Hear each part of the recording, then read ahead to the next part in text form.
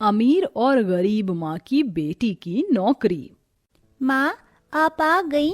मैं कब से आपका इंतजार कर रही थी। बिटिया, आज थोड़ा ज्यादा काम था, इसलिए मालकिन ने रोक लिया था। तुझे भूख लगी होगी ना, तू बैठ, मैं जल्दी से तेरे लिए खाना बनाती हूँ। माँ, मैंने खाना बना दिया है, आप हाथ मुंह धो लीजिए, मैं आपके लिए खाना लगा देती हूँ। तूने खाना बनाया है? लेकिन तुझे खाना बनाने के लिए किसने कहा था? माँ, एक बार ही तो खाना बनाया है, इसमें इतना गुस्सा करने वाली कौन सी बात है। मैं तेरे हाथों में खाना बनाने वाली करछी नहीं बल्कि कलम देखना चाहती हूँ। तेरे बाबूजी का एक ही सपना था कि तू पढ़ लिख कर किसी बड़ी सी कंपनी में काम करे।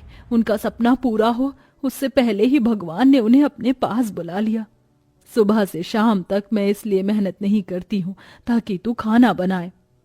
ठीक है माँ, मैं आज के बाद से सिर्फ पढ़ाई पर ही ध्यान दूंगी। वहीं दूसरी तरफ। ये क्या टीना बेटा, तुम पढ़ाई क्यों नहीं कर रही हो? अगले महीने से तुम्हारे एग्जाम है ना बेटा? अगर पढ़ोगी नहीं तो एग्जाम कैसे दोगी? तुम भी ना पायल, अगर हमारी बिटिया पढ़ेगी भी नहीं तो भी आराम से एग्जाम में पास हो जाएगी। भूलो मत, टीना का स्कूल प्रिंसिपल मेरा दोस्त है। मैं तो भूल ही गई थी। टीना बेटा, तुम आराम से अपना गेम एंजॉय करो, मैं तुम्हारे लिए आइसक्रीम भिजवाती हूँ। एक तरफ पायल जैसी माँ थी तो अपने पैसों के बलबूते अपनी बेटी को बिना पढ़ाई पास करवा सकती थी, लेकिन वहीं लीलावती जैसी भी माँ थी जो दिन रात मेहनत करके अपनी बेटी को पढ़ाती है। अरे ओमिका बेटा, तू क्यों रो रही है? आज मेरे स्कूल में टेस्ट था, लेकिन मेरे बहुत कम मार्क्स आए हैं। तूने तो इस टेस्ट के लिए काफी मेहनत की थी ना? मेरी क्लास के सभी बच्चे स्कूल के साथ साथ ट्यूशन भी जाते, इसलिए उन सबके अच्छे मार्क्स आए हैं। अपनी बेटी को उदास देख और उसकी पढ़ाई का नुकसान होता देख लीलावती से रहा नहीं जाता। इसलिए लीलावती घरों में काम करने के साथ साथ फैक्ट्री में बोरे ढोने का भी काम करना शुरू कर देती है। मेरी पीठ।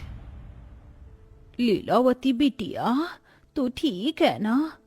अम्मा, पीठ में बहुत दर्द हो रहा है। ये बोरी बहुत भारी है, इन्हें सिर्फ यहाँ के आदमी लोग उठाते हैं, लेकिन उसके बावजूद भी तू इन बोरों को उठाती है। एक काम कर, तू थोड़ी देर के लिए तो यहाँ बैठ जा। लीलावती थोड़ी देर के लिए बैठ जाती है कि तभी वहां। अरे ये तेरी बाप की जगह है जो तू यहाँ बैठकर आराम कर रही है? मालिक, मेरी पीठ में बहुत दर्द हो रहा है, इसलिए मैं थोड़ी देर के लिए यहाँ बैठ गई। ऐसा है तो कल से काम पर आने की कोई जरूरत नहीं है, आराम से अपने घर पर बैठना, समझी? अपनी नौकरी पर बात बनने पर बेचारी लीलावती दर्द से करहाते हुए उठती है और जाकर फिर से अपनी टूटी हुई पीठ के दर्द को भूलकर काम करती है।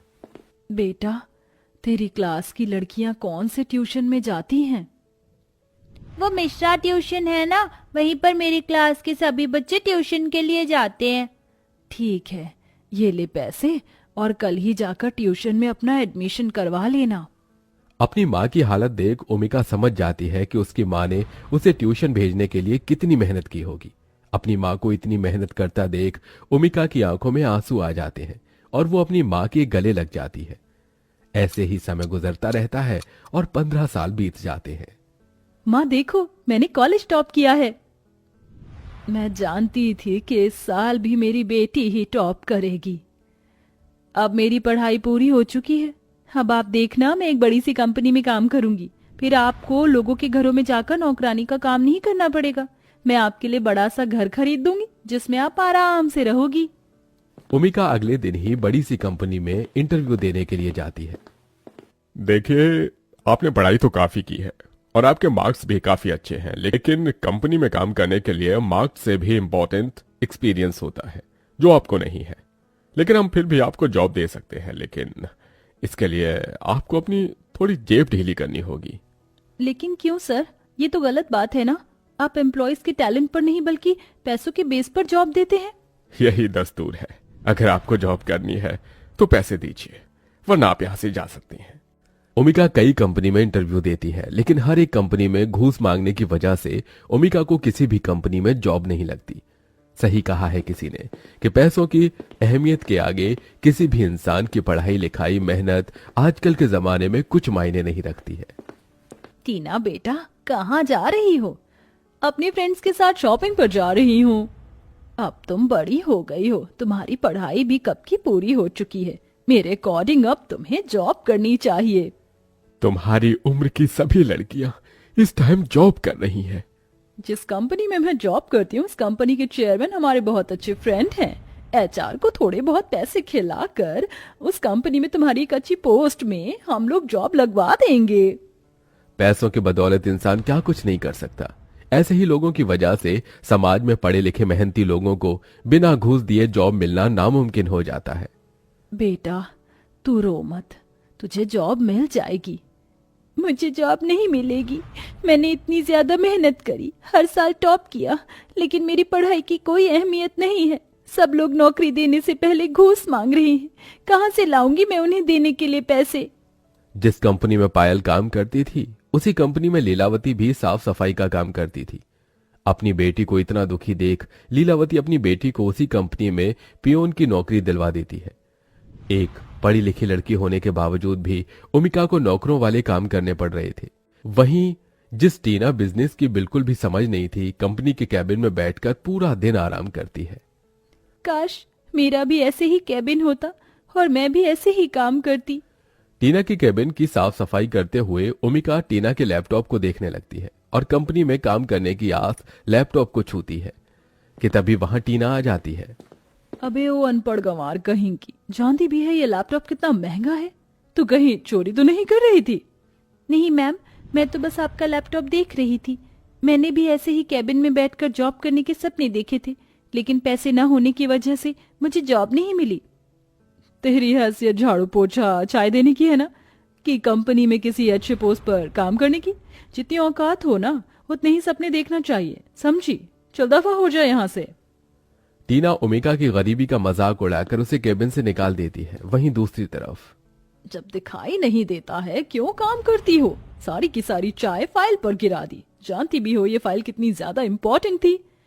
मैंने जानबूझकर चाय नहीं गिराई। तेरी एक गलती के चक्कर में हमारा कितना नुकसान कर दिया। अगर थोड़ी बहुत पढ़ी लिखी होती और दिमाग होता तो ऐसी गलती नहीं करती। अब खड़े खड़े क्या देख रही हो, इडियट कहीं की। पायल और टीना हमेशा अपनी अमीरी और अच्छी नौकरी की वजह से लीलावती और उमिका का हमेशा मजाक उड़ाती थी। ऐसे ही एक दिन जब पायल और टीना मीटिंग में चेयरमैन के साथ होते हैं। मैंने तुमसे कुछ पूछा है टीना, हमारे प्रोडक्ट इतना अच्छा है फिर भी लोग इसे जल्दी क्यों नहीं खरीद रहे हैं? हमें आइडिया बताओ जिससे हमारा प्रोडक्ट जल्दी लोग खरीदें। सर वो क्या टीना? मुझे तो यह समझ नहीं आता कि तुम्हें इस कंपनी में जॉब कैसे मिल गई। चेयरमैन से इतनी डांट सुनने की वजह से टीना उदास हो जाती है कि तभी वहां लोगों को चाय दे रही उमिका कहती है, सर अगर इस प्रोडक्ट में केमिकल चीजों की बजाय हर्बल चीज यूज करें तो इससे मार्केट में हमारे प्रोडक्ट की सेल अपने आप बढ़ जाएगी। और साथ ही साथ अगर हम लोग इस प्रोडक्ट को थोड़ा छोटा कर दें तो ये प्रोडक्ट जल्द से जल्द खत्म होगा और इससे भी हमारी सेल बढ़ेगी। तुम तो इस ऑफिस में चाय देने का काम करती हो ना, फिर भी तुम्हें बिजनेस के बारे में इतनी नॉलेज कैसे है? सर मैं पढ़ी लिखी लड़की हूँ, मैंने काफी आगे तक पढ़ाई की है, लेकिन पैसे न होने की वजह से किसी भी कंपनी में मुझे जॉब नहीं दी। इसलिए मुझे ना चाहते हुए भी इस कंपनी में पियून की नौकरी करनी पड़ रही है। ऐसे टैलेंटेड लोग अगर लोगों को चाय देंगे तो हमारी कंपनी को आगे कौन बढ़ाएगा? अब से तुम इस कंपनी में सेल्स मैनेजर की जॉब करोगी और टीना के साथ मिलकर इस प्रोजेक्ट पर अब तुम काम करोगी। सेल्स मैनेजर की जॉब मिलने की वजह से उमिका को अपने सारे सपने पूरे होते हुए नजर आते हैं। भूमिका अपने टैलेंट और नॉलेज से टीना के साथ मिलकर प्रोडक्ट की सेल 1 महीने में काफी ज्यादा बढ़ा देती है, जिस कंपनी को लाखों का फायदा होता है। और इसी के साथ टीना को भी अब बिजनेस की काफी ज्यादा नॉलेज मिलती है। उमिका, यह सब कुछ तुम्हारी वजह से हो पाया है। जो काम तुम्हारी कंपनी पिछले 6 महीने में नहीं कर पाई वो काम तुमने सिर्फ 1 महीने में कर दिया। सर ये मेरी अकेले की मेहनत नहीं है।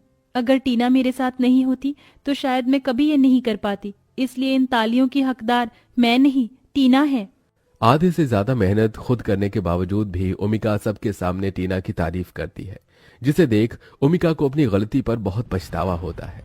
उमिका, मैंने हमेशा अपनी नौकरी का घमंड दिखाते हुए तुम्हारे साथ बहुत बुरा बर्ताव किया।